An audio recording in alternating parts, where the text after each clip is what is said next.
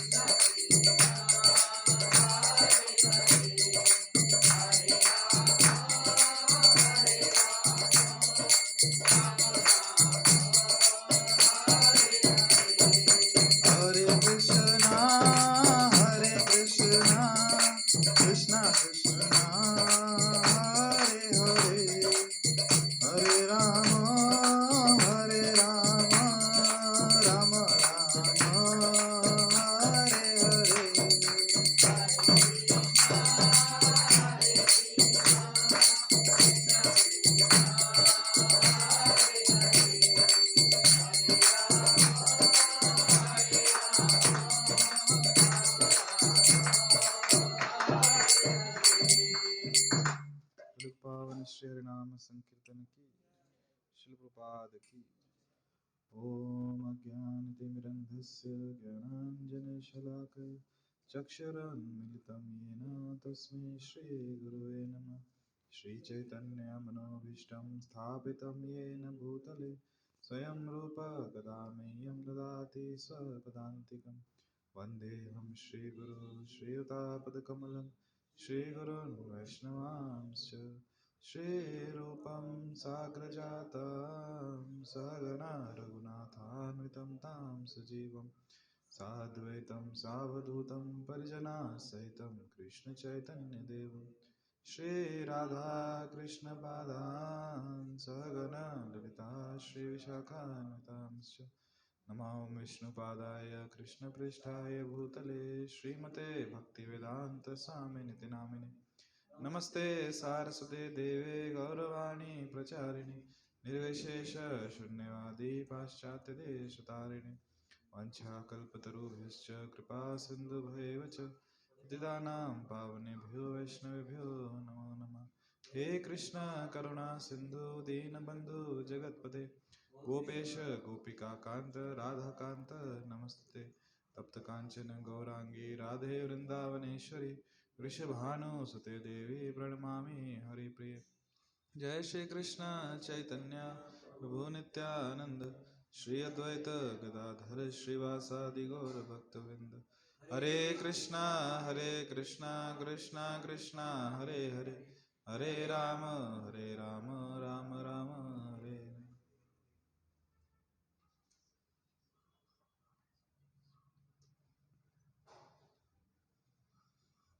हरे कृष्णा। आप सभी का स्वागत है आज के इस भगवद गीता सत्र में। हम पढ़ रहे हैं श्रीमद् भगवद गीता यथारूप अध्याय क्रमांक 8 श्लोक क्रमांक 5। अंतकाले च मामेव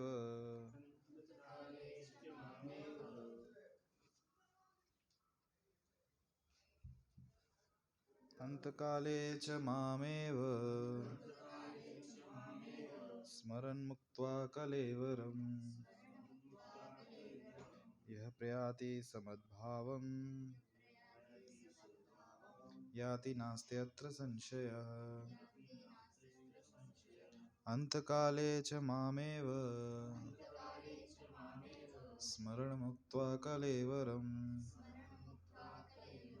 यः प्रयाति समद्भावम् याति नास्त्यत्र संशयः।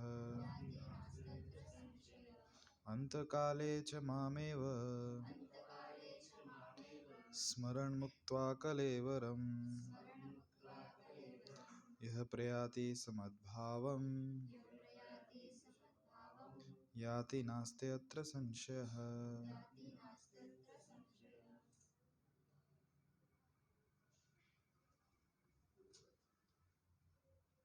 कोई नहीं पढ़ेगा, बोलो ना। अंतकाले च मामेव स्मरणमुक्त्वा कलेवरम् यः प्रयाति समद्भावम् याति नास्त्यत्र संशयः।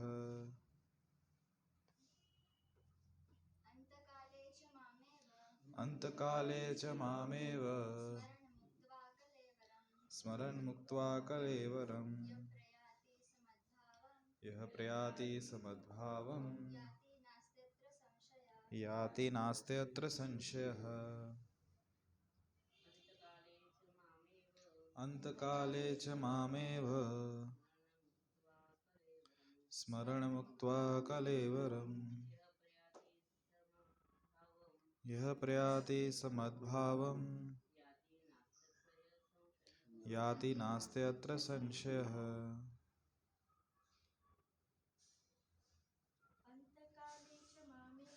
अंतकाले च मामेव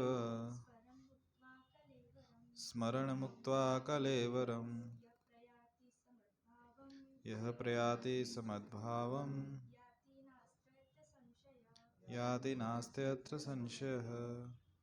शब्दशर्थ अंतकाले मृत्यु के समय, च भी, माम मुझको, एव निश्चय ही, स्मरण करते हुए, मुक्त्वा त्याग कर, कलेवरम शरीर को, यह जो प्रयाति जाता है, स वह मद्भावम मेरे स्वभाव को, याति प्राप्त करता है, न नहीं, अस्ति है, अत्र यहाँ, संशयः संदेह।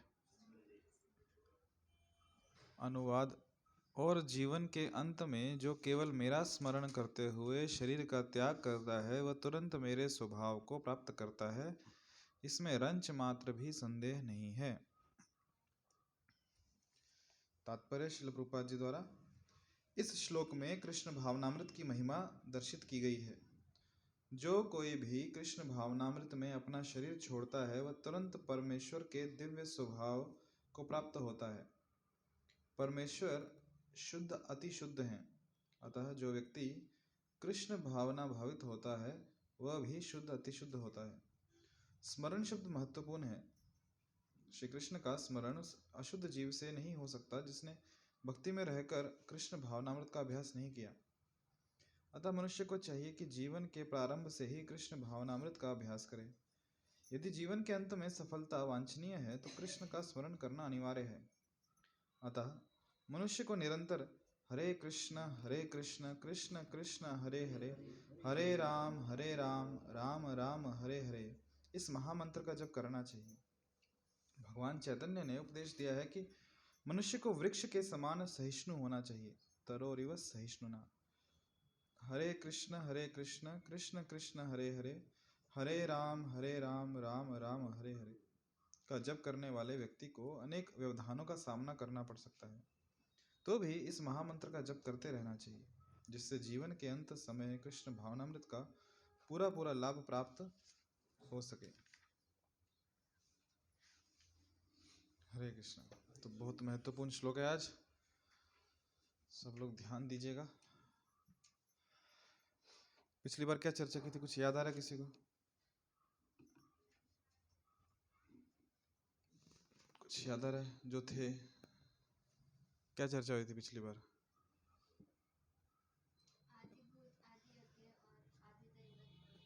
हाँ, और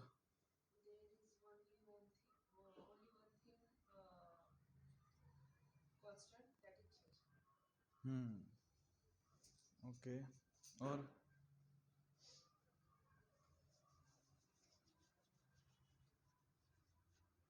क्या सब भक्त लोग क्या शादी में गए क्या वहां पे? कोई भी नहीं आया? कुछ याद है किसी को? नहीं। हाँ, बराबर। आत्मा परमात्मा सबसे नजदीक है एक दूसरे के। और चलो एक पॉइंट और होता तो फिर आगे बढ़ते हैं।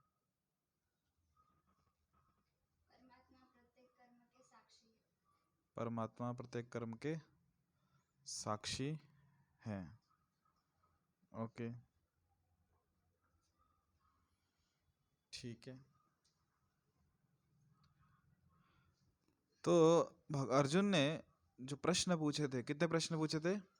8 प्रश्न पूछे थे, है ना? तो उन प्रश्नों के उत्तर भगवान ने उसमें से 7 के दे दिए। अभी 8वां प्रश्न है कि अंत समय में, जो यदि किसी आप में से किसी को याद होगा, तो आखिरी जो प्रश्न था अर्जुन का वो क्या था कि मृत्यु के समय भक्ति में लगे रहने वाले आपको कैसे जान पाते हैं? ध्यान देना, पहले जो प्रश्न थे, ब्रह्म क्या है, आत्मा क्या है, सकाम कर्म क्या है, भौतिक जगत क्या है तथा देवता क्या है, इसके उत्तर मिल गए सबको। हाँ। उसके बाद यज्ञ का स्वामी कौन है, पता चल गया। वो शरीर में कैसे रहता है, वो भी पता चल गया। हाँ या नहीं? अर्जुन को तो पता चल गया, हमें चला कि नहीं? लास्ट श्लोक जो है, मृत्यु के समय भक्ति में लगे रहने वाले आपको कैसे जान पाते हैं, तो उस एक प्रश्न के उत्तर में अब ये पूरा अध्याय चलेगा। अभी आखिरी प्रश्न का उत्तर कि मृत्यु के समय कैसे। तो अभी कह रहे हैं अंत काले च माम एवं स्मरण मुक्त्वा कलेवरम। कलेवर कैसे कहते हैं? शरीर को कहते हैं। इस शरीर व्यक्ति जब त्याग करता है, जिसका अंत समय आता है, तो भगवान कह रहे हैं और जीवन के अंत में जो केवल मेरा स्मरण करते हुए शरीर का त्याग करता है वह तुरंत मेरे स्वभाव को प्राप्त करता है, इसमें रंच मात्र भी संदेह नहीं है।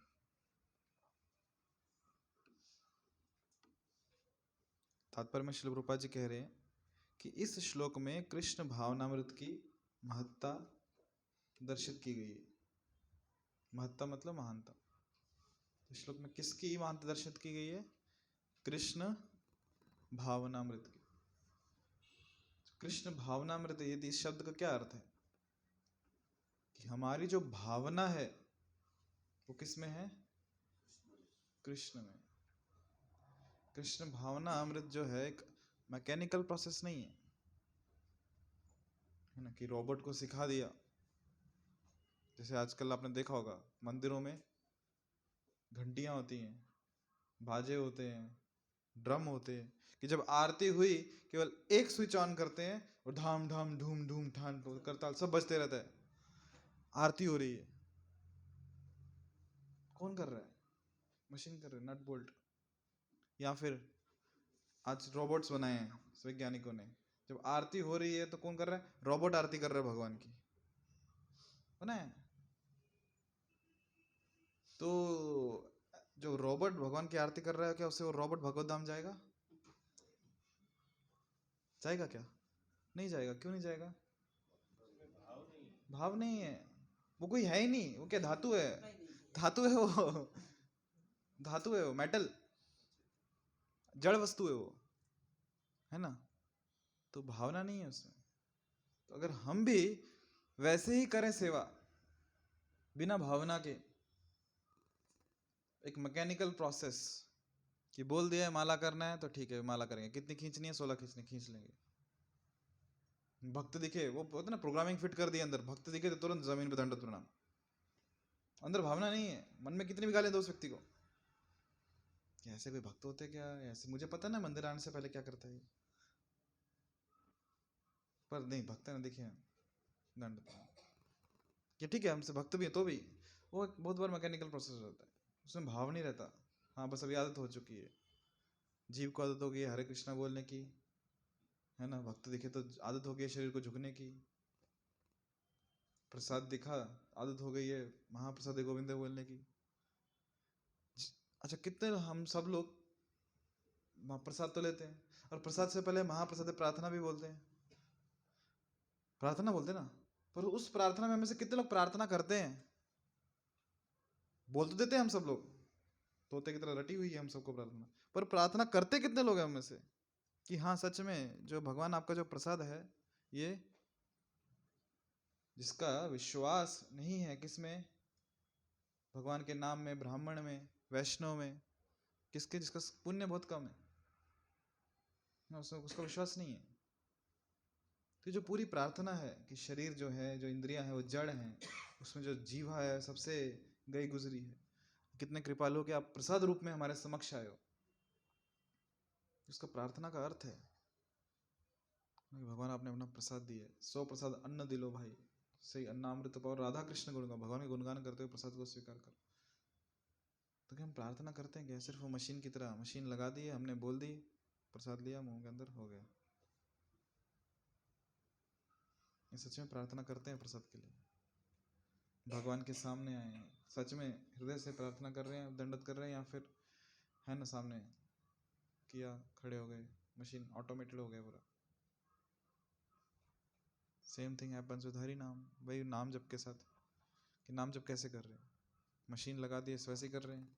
सच में नाम में हमारी भावना है कुछ? ये तो घर में होता है ना, वो एक मशीन आती है प्रभुपाद जी की, पता है सबको, उसको स्विच ऑन कर दो, प्रभुपाद जी जब करते रहते हैं हरे कृष्णा कृष्ण कृष्ण हरे हरे, हरे राम राम राम हरे हरे, वो प्रभुपाद जी कर रहे हैं। तो वैसे भी हम लोग मशीन लगा देते हैं, माला पकड़ी हाथ में और मुंह से जब चालू, और हम कहाँ पे होते हैं? हम पड़ोसियों के घर में, क्या चल रहा है उनके घर में? क्या बता रहे हैं कि कृष्ण भावनामृत की महत्ता दर्शित की गई है, कृष्ण भावना की महिमा क्या है। तो कृष्ण भावना की महिमा बाद में, पहले कृष्ण में भावना तो होनी चाहिए। जो कृष्ण में भावना लेंगे, जो अपनी हमारी भावना को कृष्ण में लगाएंगे, तब होंगे हाँ कृष्ण भावनामृत, है ना। तो एक कहावत है ना, जो कृष्ण भावनामृत के बारे में श्री कृष्ण प्रभुपाद जी कहते हैं कि इसमें दोनों चीजें चाहिए, सिद्धांत भी चाहिए, फिलॉसफी भी चाहिए, और भावना भी चाहिए।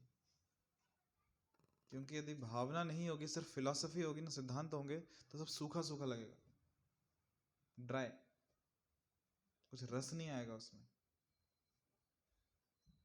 और सिद्धांत नहीं है, सिर्फ भावना ही है, तो वो पागलपन बन जाएगा। तो सिद्धांत भी होना चाहिए और भावना भी होनी चाहिए। फिलॉसफी इसलिए बोला जाता है कि वी शुड स्टडी बुक्स, हमें पुस्तकें, ग्रंथ पढ़ने चाहिए प्रभुपाद जी के। ये ग्रंथ पढ़ने से क्या होगा, जो सिद्धांत है वो समझ में आएंगे। चैतन्य महाप्रभु कहते हैं सिद्धांत समझने का भी आलस नहीं करना चाहिए। सिद्धांत समझना भक्त के लिए बहुत आवश्यक है, क्योंकि जो सिद्धांत हम समझेंगे तो हमें समझ में आएगा कि जो हमारी भावना है वो सही दिशा में है कि नहीं।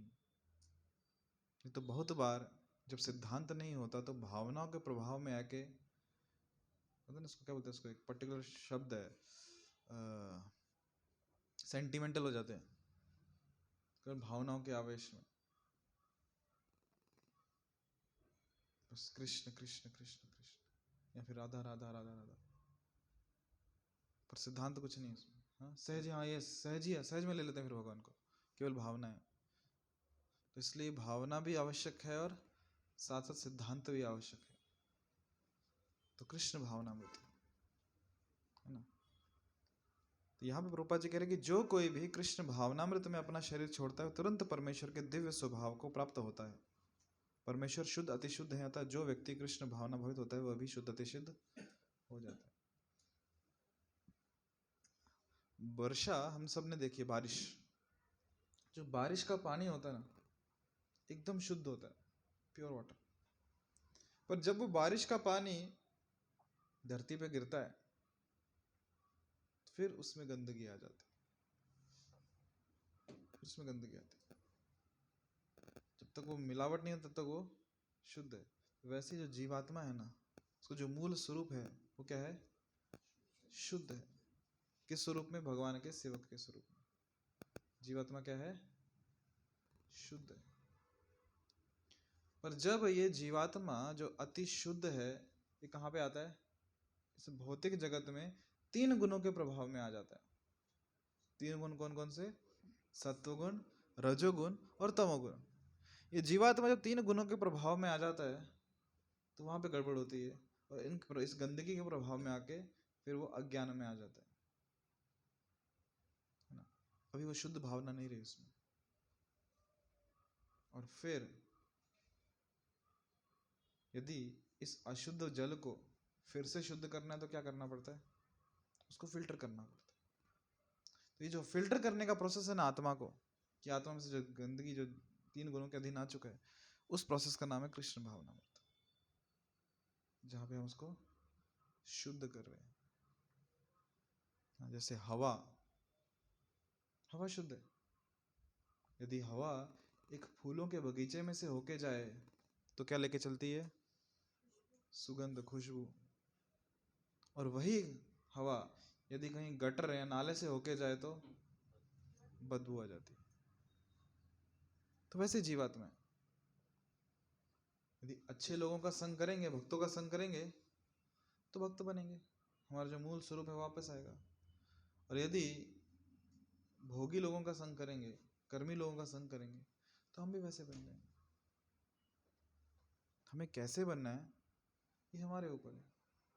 वो कहावत है ना, मुझे ये मत बताओ कि आप कौन हो, मुझे बताओ आप किन लोगों के साथ उठते बैठते हो, आपको संग किसका करते हो। बस मैं बताता हूँ फिर आप कौन हो, क्योंकि जिन लोगों का हम संग कर रहे हैं उनके गुण हम में आने ही वाले हैं। तो दरवाजा लगा दो। कैसे लोगों का संग कर रहे हैं, हम गाने कौन से सुन रहे हैं, है ना, हम देख क्या रहे हैं, हम हमारे मित्र कौन है। तो इन सब का जो प्रभाव है हमारे ऊपर पड़ने वाला है। तो अभी यहाँ पे प्रभुपाद जी कह रहे हैं स्मरण शब्द महत्वपूर्ण है। तो यहाँ पे जो कह रहे हैं कि अंत समय में, बहुत बार इस पर चर्चा भी हुई है हमारी, कि अंत समय में भगवान ने कहा है ना याद करने को। बस इतनी सी बात है, कब याद करना है? अंत समय में। तो अंत समय में करेंगे ना, समस्या क्या है? अभी मजा करो ना, अभी मजा करेंगे, जब अंत समय आएगा तब भगवान का स्मरण कर लेंगे और हम कहाँ लैंड करेंगे? सीधा भगवान के घर में। बस इतनी सी बात है ना, पर इतनी सी बात नहीं है। इसमें समस्या ये है, पहली समस्या है कि वो अंत समय कब आएगा वो कैसे पता चलेगा? किसे पता है ना? यमराज जी तो नोटिफिकेशन दे के आते नहीं कि मैं आ रहा हूँ, तैयारी करो आने की, नहीं। और दूसरी बात ये कि जब अंत समय आएगा भी, उसमें वही याद आएगा जो जीवन भर किया है। यदि जीवन भर इसका अभ्यास नहीं किया ना, किसका? नाम जप का, तो अंत समय में भगवान का नाम स्मरण नहीं आएगा।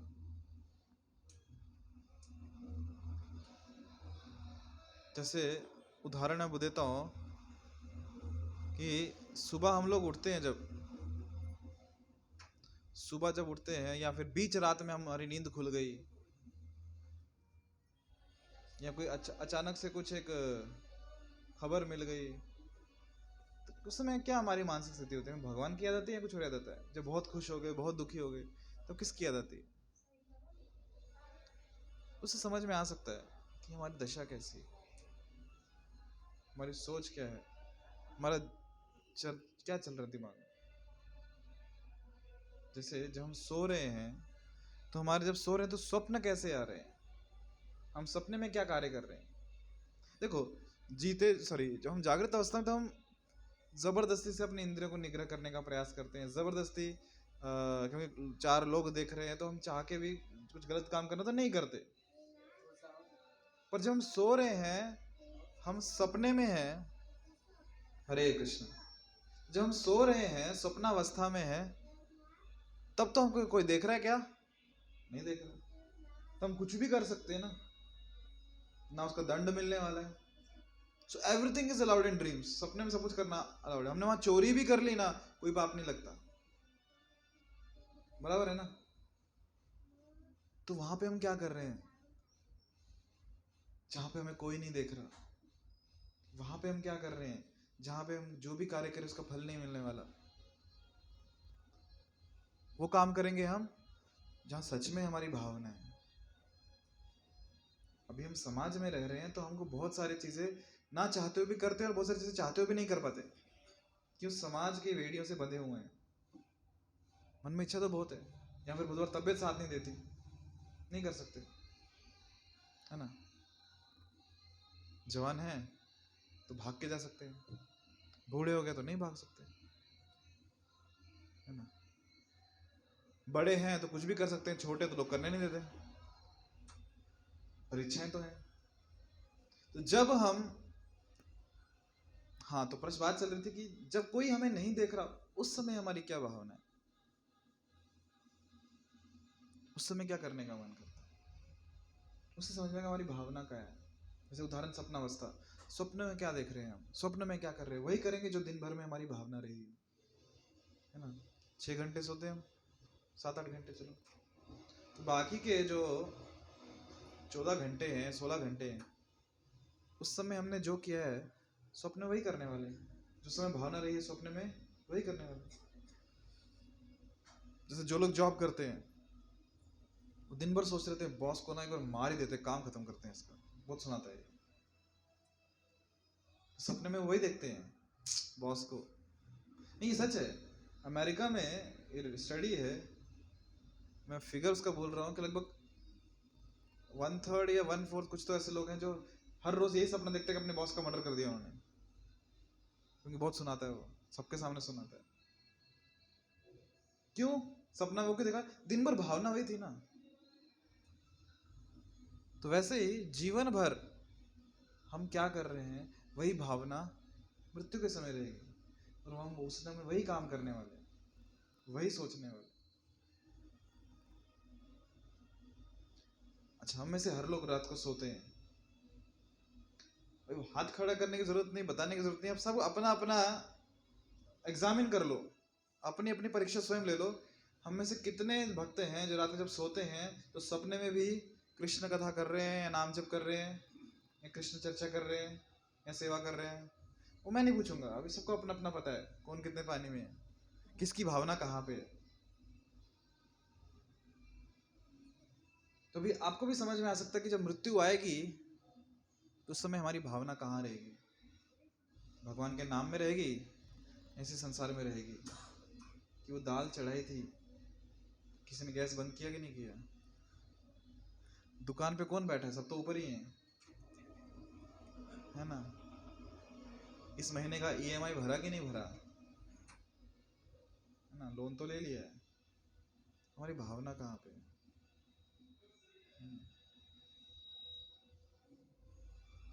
तो ये सब चीजें कि हमारी भावना, जितना हम दिन भर जागृत अवस्था में कृष्ण भावना में रहेंगे ना, उतना स्वप्न में भी कृष्ण भावना में, पक्की बात है।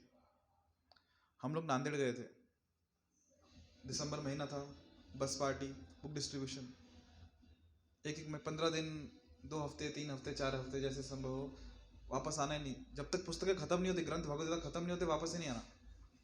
एक बार जो निकले वो ऐसे अंदर अंदर के गांव, ऐसे गांव कि वहां पे मतलब सिटी लाइफ से टोटली ऑफ, नेटवर्क भी आ जाए तो बहुत बड़ी बात है। जब तक ग्रंथ खत्म नहीं होते, 1000-2000 ग्रंथ लेके निकलते थे, और सुबह उठे कि नहीं सबसे पहला काम 16 माला करो, और फिर भगवत गीता लेके गांव गांव में हर एक घर में जाके गया भगवत गीता, गया भगवत गीता, गया भगवत गीता, गया। सुबह उठने से लेकर रात के सोने तक बस वही काम, क्या? गया भगवत गीता, गया भगवत गीता, गया भगवत गीता, गया। उसमें भावना इतनी उमड़ गई कि हमारे साथ के जो भक्त थे वो रात को सोए हुए हैं नींद में, गया भगवत गीता, गया भगवत गीता, गया भगवत गीता, गया। तो पूरी उस भावना में आ गए हो कि मुझे ग्रंथ वितरण करने हैं। इसे कहते कृष्ण भावनामृत, पूरा कृष्ण में समा जाना। किसी ने नींद में उठा भी दिया ना, हाँ गया भगवत गीता, गया। क्या उतनी तैयारी है क्या हमारी?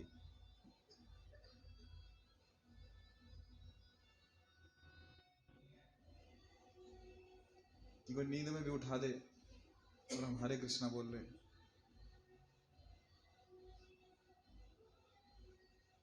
आपको मैंने बताया एक इंसिडेंट, हम लोग बेस में थे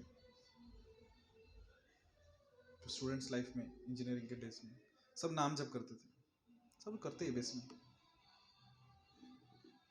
और बहुत बार क्या होता है, हम लोग नाम जप करते माला करते करते सो जाते। बेस में अपने भक्त थे, क्लास में बैठते थे, फर्स्ट बेंच पे जाके सीधा एकदम टीचर के सामने, टीचर पढ़ा रही है और ये अपने भक्त सो गए, सो गए क्लास में फर्स्ट बेंच पे सो गए। टीचर ने नाम लिया, उठाया उसको, उठो, उठते ही हरे कृष्णा कृष्ण कृष्ण हरे हरे, हरे राम राम राम हरे हरे। क्यों भावना वैसी हो गई है कि माला जब करते करते इतना सो जाते हैं कि जब कोई बाज वाला उठाता है, उठो हरे कृष्णा कृष्ण। तो क्लास में भी उठाया, तो सच्ची घटना बता रहा हूं मैं आपको। तो मैं नहीं चाहता कि वैसे करें हम लोग कि नाम जब करते करते सो जाए, पर भावना हमारी क्या होनी चाहिए, कृष्ण में होनी चाहिए कि हम जो भी काम कर रहे हैं उसमें प्रसन्नता किसकी, कृष्ण की प्रसन्नता के लिए कर रहे हैं कि अपने इंद्र देवते के लिए कर रहे हैं। बहुत बार हम हमारे जो कार्य होते हैं ना, बोलने के लिए हम कहते हैं हम भक्त हैं, तिलक लगाते, कंठी माला है ना, वैष्णव पोशाक है, पर जब काम करने, कोई भी कार्य करने की बात आती है, पहली चीज देखते हैं कि इसमें मेरा क्या फायदा है, ये मुझे कैसे अच्छा लगेगा, मेरी इंद्रियों कैसे प्रसन्न करेगा, इसमें मेरे मन का कैसे होगा। मेरे मन का हो गया तो बहुत बढ़िया, कृष्ण के बारे में करना है ये दूर दूर तक ख्याल नहीं आता। पर जब तक हम उतने प्रमाणिक नहीं बनते कि हाँ मुझे हर कार्य कृष्ण की प्रसन्नता के लिए करना है, मेरे जीवन का केंद्र ही कृष्ण है, तब तक हम नहीं कह सकते हम कृष्ण भावना भावित है, कि हमारे जीवन का केंद्र कृष्ण है। क्या एक भक्त हैं जानवा माता जी अपने इस्कॉन में, उनकी सुपुत्री, उनका नाम श्याम सुंदरी माता जी।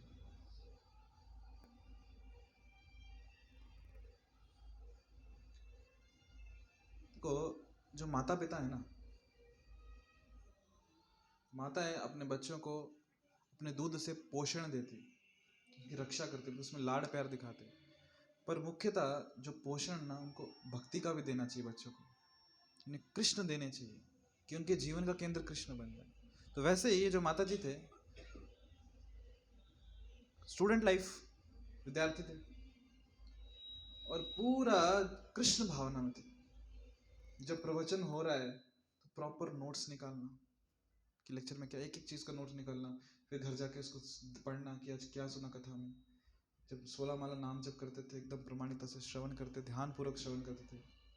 उन्होंने अपने कमरे में, घर में अलग अलग जगह स्टिकर्स लगा दिए थे कि हम शरीर नहीं आत्मा है, जीवन का केंद्र है कृष्ण की सेवा करना है ना, मन को विचलित नहीं होने देना है। जो भी लेक्चर में सुना है वो पॉइंट्स इंपॉर्टेंट दीवार पे लगा दिए थे, चिपका दिए थे स्टिकी नोट्स, कि हमेशा फोकस रहना कृष्ण में। जब भगवान के सामने जाते थे, धाम यात्रा वृंदावन, 2-2 3-3 घंटे भगवान के सामने खड़े होकर दर्शन देते, एकदम प्रेम पूर्वक उनसे प्रार्थना करते रहते। लोग आते थे जाते थे, हम लोग करते हैं दर्शन, फोटो लेते हैं, कैमरे को दर्शन कराते हैं, अपने नेत्रों से भगवान के दर्शन कर लेते हैं। पुजारी भी नोटिस करते थे, 3 घंटे से माता जी खड़े, आंखों से आंसू बह रहे और प्रार्थना कर रहे, कृष्ण की प्राप्ति हो जाए, जो मेरे बंधु हैं उन पे कृपा करो। बंधु मतलब रिलेटिव्स। और विशेषकर भगवान की जो इच्छा है उसके आगे किसकी चलती है। उनको ऐसी बीमारी हो गई जिसको कोई इलाज ही नहीं था, उम्र 22 साल, हॉस्पिटल में है, बेहोश हो गए, वेंटिलेटर पे ऑक्सीजन मास्क लगा हुआ है, सत्य घटना बता रहा हूँ, वेंटिलेटर पे ऑक्सीजन मास्क लगा हुआ है, काफी समय से बेहोश है, और अचानक होश में आया है। और होश में आते ही क्या बोलते हैं अपनी माता जी को, मम्मी को, कि मुझे मेरा बीड़ बैग ला के दो। बीड़ बैग लिया, अपनी माला ली, उसको हृदय से लगाया, भगवान कृष्ण का स्मरण करते हुए वापस बेहोश हो गए और प्राण त्याग कर दिया। अभी सोचो कोई व्यक्ति जो बेहोश बेशुद्ध अवस्था में है, बेहोश है, थोड़ी देर के लिए उसे होश आता है कुछ क्षणों के लिए, तो क्या चीज स्मरण में आनी चाहिए? वहां आप कुछ सोच नहीं सकते हो कि मैं क्या स्मरण करूं और क्या नहीं करूं। ऑप्शन नहीं है, ऑटोमेटिकली आपको वही चीज स्मरण में आएगी जो आपने जीवन भर किया है, जहां आपकी भावना अटकी हुई है, जहां आपकी भावना स्थित है, वही स्मरण आएगा स्वाभाविक रूप से।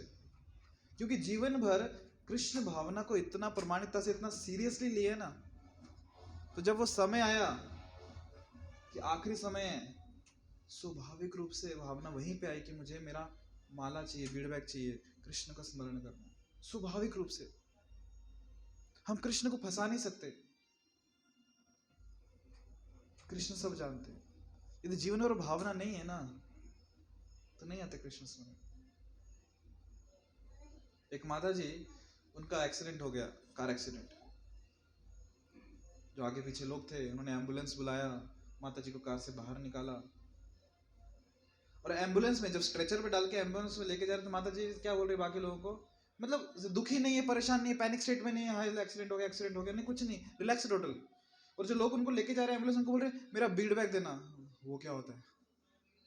वो मेरे बैग के अंदर है, माला निकाल के दिया, वो माला लिया, लेटी स्ट्रेचर पे, वही जब कर रही है, कोई टेंशन नहीं, जब करते करते चले भी गए वो। मतलब भक्त एकदम, उसको पता है मुझे क्या करना है, अंत समय में भगवान का स्मरण करो ना, स्वाभाविक रूप से आ जाता है। पर वो स्थिति कब आएगी? अंत काले च मामे वो स्मरण मुक्त्वा कलेवरम, जब जीवन भर उसका अभ्यास किए, जब जीवन भर प्रमाणिकता से अभ्यास किए ना, अंत समय में हो जाएगा। उसके लिए कुछ अलग से मेहनत नहीं करनी पड़ेगी, स्वाभाविक हो जाएगा। क्योंकि जो हमारा जीवन है ना, वो किसका बना है? वो कहते ना, थेम थेम तले साचे। तो जीवन क्या है? क्षण क्षण जीवन साचे। जीवन किससे बना है? क्षणों से बना है। जब हर क्षण, बराबर है ना, जीवन क्षणों से बना है ना, जब हर क्षण, जो भी क्षण हमारे जीवन में आ रहा है, उसको उपयोग कर रहे हैं कृष्ण का स्मरण करने में, कृष्ण की सेवा करने में, कृष्ण की कथा करने में, कृष्ण की चर्चा करने में, तो मृत्यु का भी क्षण एक क्षण ही होगा। जब हमारा स्वभाव है कि हर क्षण को कृष्ण में लगाने के लिए, वो क्षण भी स्वाभाविक से लगा लेंगे, कुछ अलग क्या करना पड़ेगा। हमेशा जो उदाहरण मैं देता हूँ प्रहलाद महाराज का, उनका स्वभाव था निरंतर कृष्ण स्मरण, हमेशा कृष्ण का स्मरण करना। जब हिरण्यकश्यपु ने बोल दिया कि मार दो इसको, उस समय उन्होंने मदद के लिए नहीं पुकारा भगवान को, भगवान मेरी रक्षा करो, एक बार भी नहीं पुकारा उन्होंने। उनका जो स्वभाव था कि हर क्षण भगवान का स्मरण करना है, वो भी उस क्षण भी भगवान का स्मरण कर रहे थे, जब मृत्यु के स्वरूप में हाथी, पागल हाथी नीचे फेंक रहे थे। कुछ अलग बात नहीं थी उनके लिए, तो स्वाभाविक रूप से भगवान का स्मरण कर रहे थे और भगवान ने रक्षा कर ली उनकी। तो जीवन हमारा किससे बना है? एक एक क्षण से बना हुआ है। उस एक एक क्षण को हम कृष्ण में लगा रहे हैं, हमारा स्वभाव बन जाएगा। तो जब मृत्यु का भी एक क्षण आएगा, तो क्षण भी हम कृष्ण में रहेंगे, कृष्ण भावना में रहेंगे, कुछ अलग से प्रयास नहीं करना पड़ेगा। देखो भक्ति इतनी आसान है ना, आसान, पर उस क्षण को मैं कृष्ण में कैसे लगाऊं, ये बहुत बड़ी समस्या है। क्योंकि हम उस पक्षी के समान हैं, जीवात्मा, बद्ध जीवात्मा विशेषकर, जो एक पिंजरे में कैद हो चुकी है, और कृष्ण जीव पे कृपा करने के लिए बार बार अवतरित होते हैं, बार बार प्रकट होते हैं हम पे कृपा करने के लिए। परंतु माया देवी, वो हमारे पिंजरे में कुछ ना कुछ प्रलोभन में खाना डालती रहती है। कहाँ बाहर जाओगे, यहाँ खाना तो मिल रहा है, ये लो खाओ। वो प्रलोभन खाना हमारे इंद्रिय सुख के स्वरूप में हो सकता है, हमारी कुछ उम्मीदें भविष्य के बारे में, हम ये कर लेंगे वो कर लेंगे, प्लानिंग के रूप में हो सकता है, हमारी आसक्तियों के रूप में हो सकता है, संसार की किसी भी स्वरूप में तो वो हमें खाना डालती रहती है।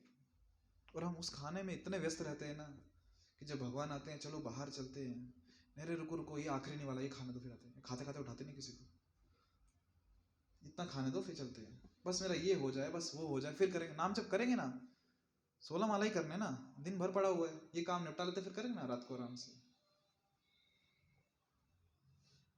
हमारी प्रायोरिटीज क्या है? जीवन भर हमारा इसी में निकल जाता है। माया देवी खाना देती रहती है, हम खाना खाते रहते हैं, और वो कहते रुको थोड़ा सब्र करो, पहले एक काम निपटाते फिर आएंगे हम, अब फिर आपके साथ सेवा करेंगे।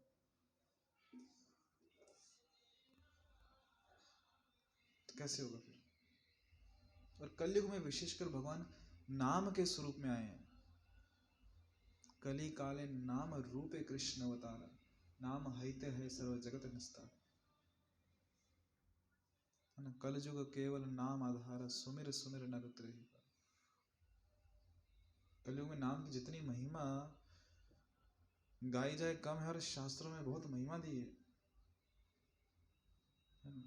नाम नामकारी सर्वदा निज सर्वशक्ति, कि भगवान ने अपने नाम में सब शक्ति डाल दी, निज सर्वशक्ति। और फिर भी दुर्भाग्य क्या है? ना अनुराग। मेरा अनुराग ही नहीं है, मेरा प्रेम ही नहीं है उसमें। मुझे बहुत कड़वा लगता है। पर भगवान कहते हैं कि संसार में जो चीज शुरू में मीठी लगती है ना, वो विष के समान है। जो शुरू में कड़वी लगती है ना, वो अमृत समान है। जैसे चीनी विष के समान है, पर करेला अमृत के समान है। पर हमें क्या पसंद है?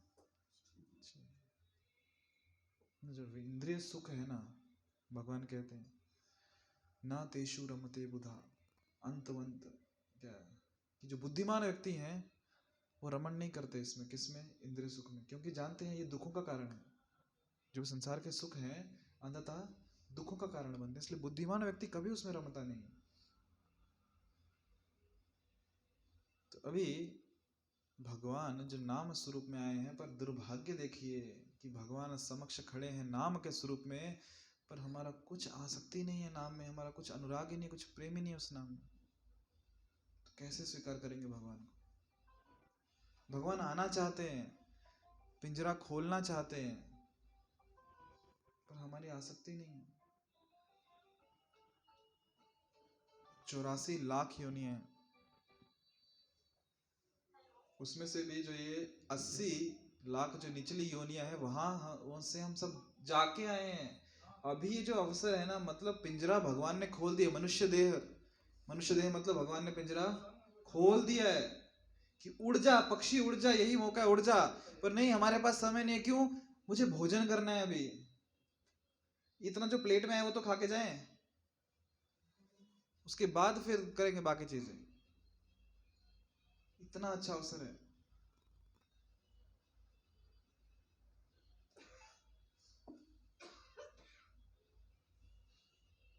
इतना दुर्भागी नहीं बनना चाहिए हमें। ठीक है, समझ में आता है नाम के प्रति अनुराग नहीं है, आसक्ति नहीं है, पर फिर भी नाम जप करना है। जितना नाम जप करेंगे उतना प्रेम उमड़ेगा, उतना आसक्ति उसमें आती रहेगी। और जब नाम जप हम करेंगे, हृदय शुद्ध होते जाएगा। जब हृदय शुद्ध होते जाएगा तो आसक्ति और बढ़ती जाएगी नाम में। गंदगी जब होती निकलेगी तो जो हमारा मूल स्वरूप है सेवा का भाव, वो वापस आएगा, जहाँ पे हम कृष्ण को अपने जीवन का केंद्र बनाएंगे। इसलिए आज के समय में कृष्ण नाम में आसक्ति नहीं है, समझ में आता है, बट फिर भी नाम जप करते रहना चाहिए, क्योंकि उसी से वापस जो हमारा मूल स्वरूप है कृष्ण भावनामृत का, वो जागृत होगा। और जब हम हर क्षण हर समय कृष्ण में अपने मन को लगा के रखेंगे, कृष्ण भावना में रहेंगे, तो जो वो मृत्यु का एक क्षण होगा, वो भी हमारे लिए सामान्य क्षण के जैसा होगा। तो उस समय भी हम अपने मन को, भावना को कृष्ण में लगा के रखेंगे।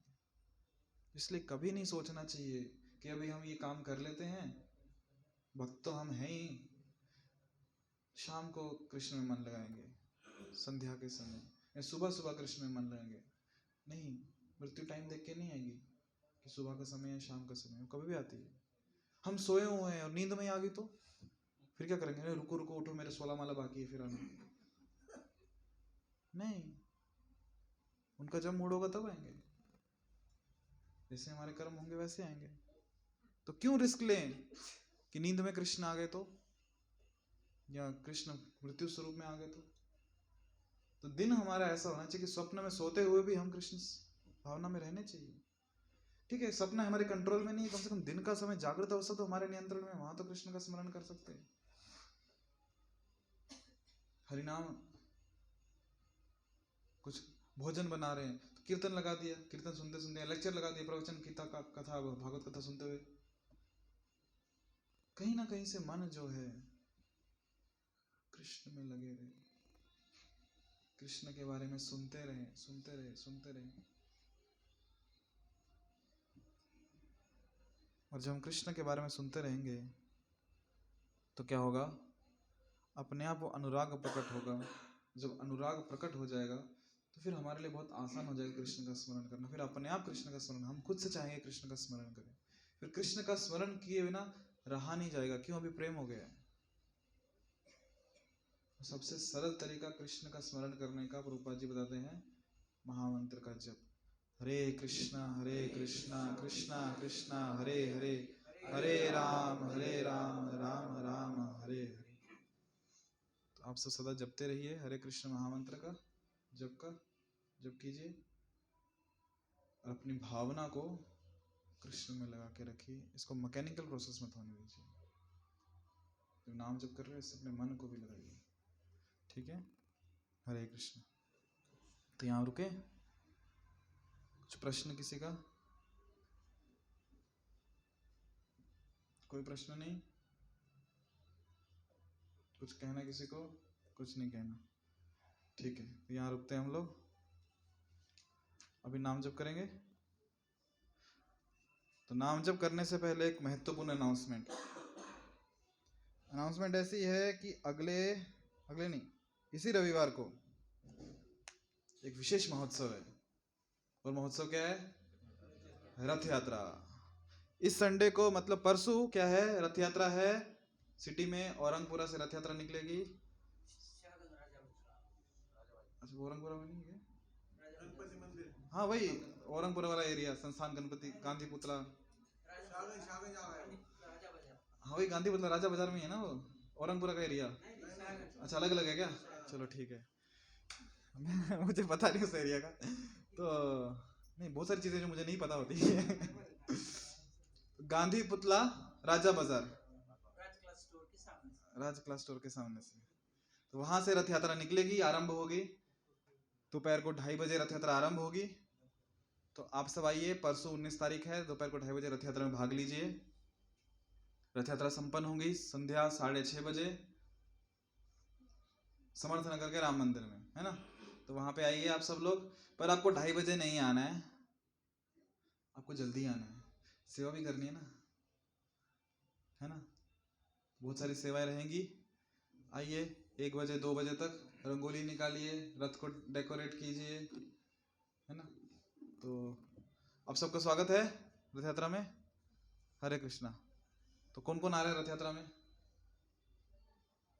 बहुत बढ़िया, आ जाइए।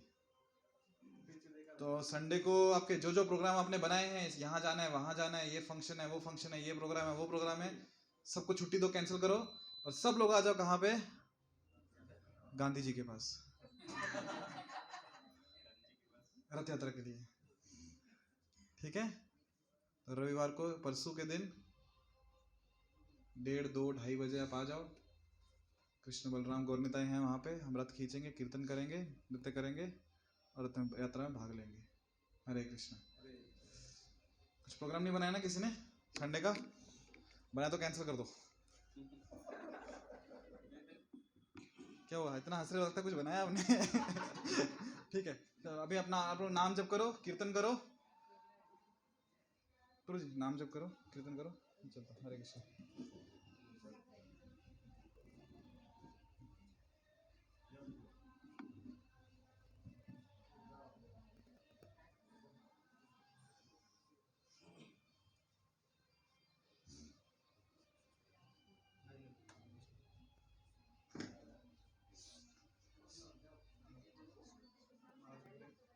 हरे कृष्णा। तो हरे कृष्णा कुछ बातों